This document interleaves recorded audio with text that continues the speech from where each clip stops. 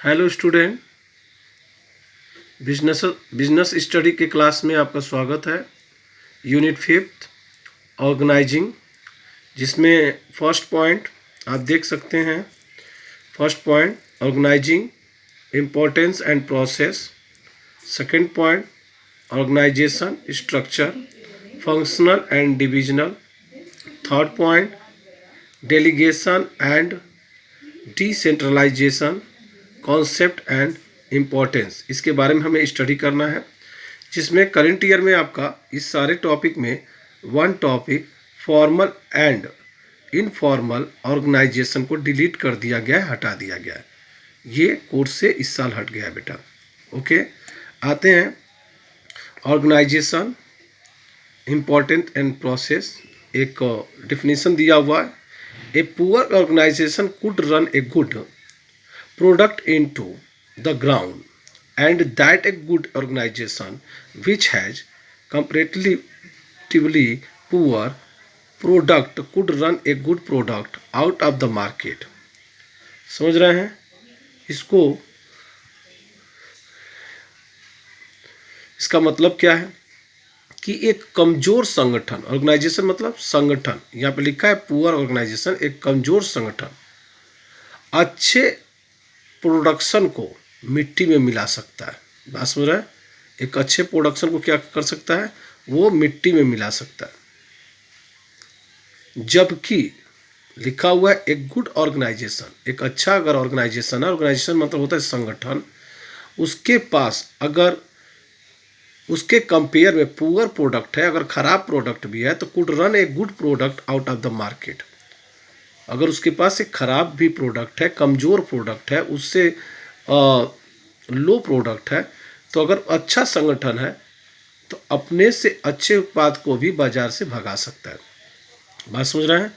तो out of the market, उस अच्छे प्रोडक्ट को क्या करेगा? वो बाहर कर देगा अपने कंपेयर में।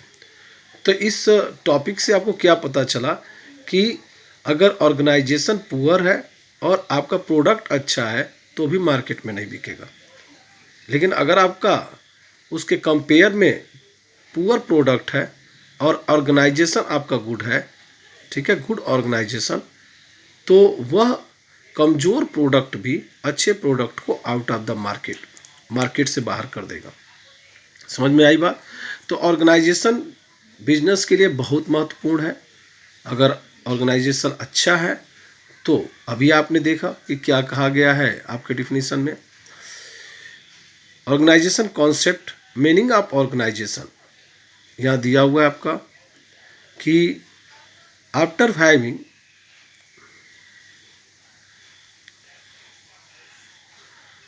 Having decided about the first function of management planning, managers are responsible for designing and organisation structure. समझ रहे हैं मेरी बात को? We call this function organisation. It includes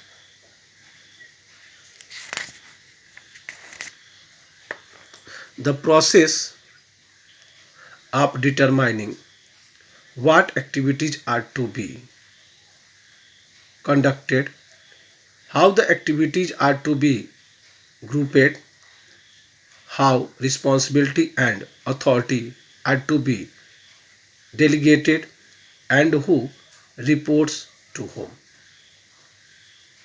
बात समझ रहे हैं?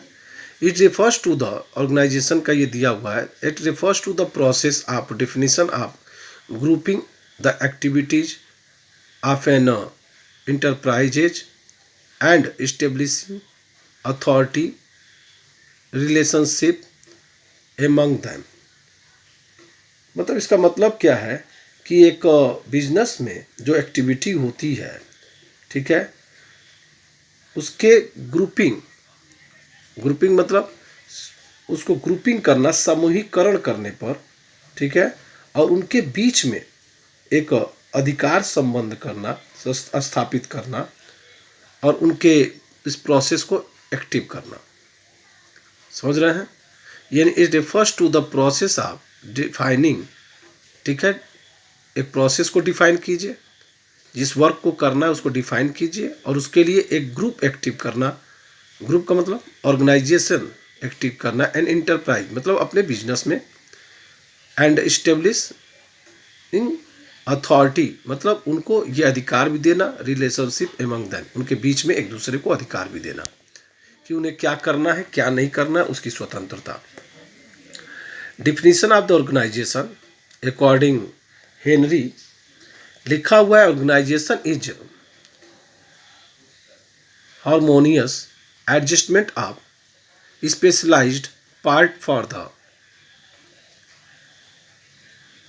accomplishment of some common purpose or purposes मतलब किसी सामान्य उद्देश्य यानी किसी टारगेट को लेकर, ठीक है, और उसके उद्देश्य को प्राप्त करने के लिए जो उसके विशेष अंग है, अंग मतलब पार्ट है, उनको एक मैत्रीपूर्ण मित्रवत संयोजन करना, जोड़ना, ज्वाइंट करना ही ऑर्गेनाइजेशन कहलाता है, संगठन कहलाता है। दूसरा क्या, अकॉर्डिंग टू हाइमैन ने क्या कहा है ये हम देखेंगे। लिखा है ऑर्गेनाइजेशन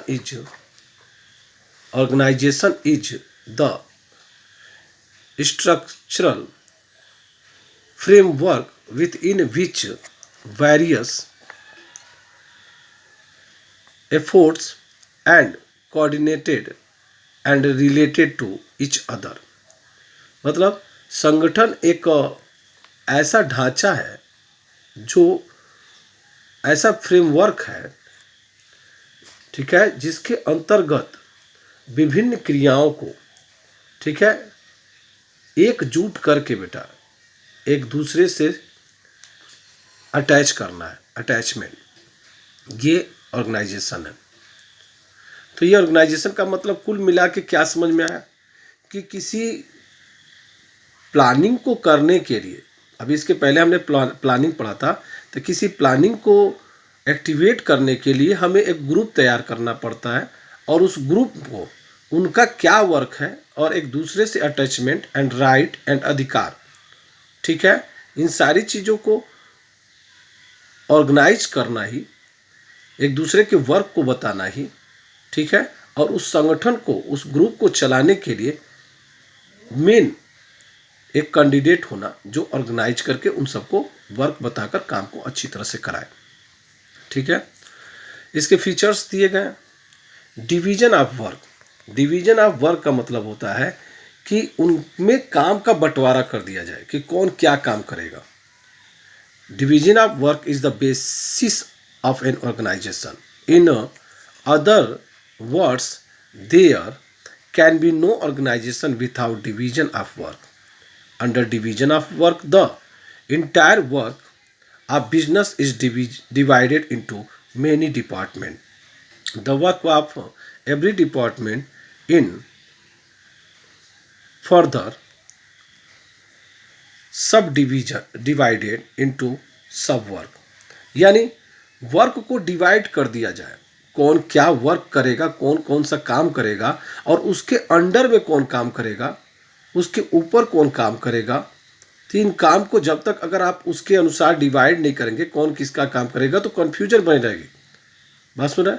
दूसरा कोऑर्डिनेशन, कोऑर्डिनेशन क्या लिखा है, under organisation different person are sign different work but the aim of all these person happens to be the same, the attainment of the objective of the enterprise organization ensure that the work of all the person dependent on each other.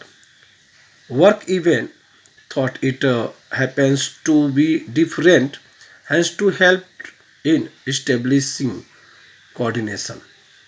इसका मतलब क्या है, coordination का मतलब होता है समन्वय, मतलब एक दूसरे का जब तक आदमी समन्वय नहीं बैठाएगा, ठीक है, अलग अलग काम तो सौंप दिया लेकिन उनके बीच में कनेक्टिविटी, बात सुन रहे हैं, कि वो एक दूसरे की हेल्प कर सके, अपना काम करते हुए एक दूसरे की हेल्प कर सके, इसको ही कोऑर्डिनेशन कहा जाता है। बात सुन रहे, लिखा है लास्ट में hence he help in establish coordination, यानी इस्टेब्लिश करने के लिए, बात सुन रहे हैं, इस सहायता देने के लिए ही कोऑर्डिनेशन जरूरी है। उसके बाद क्या है बेटा,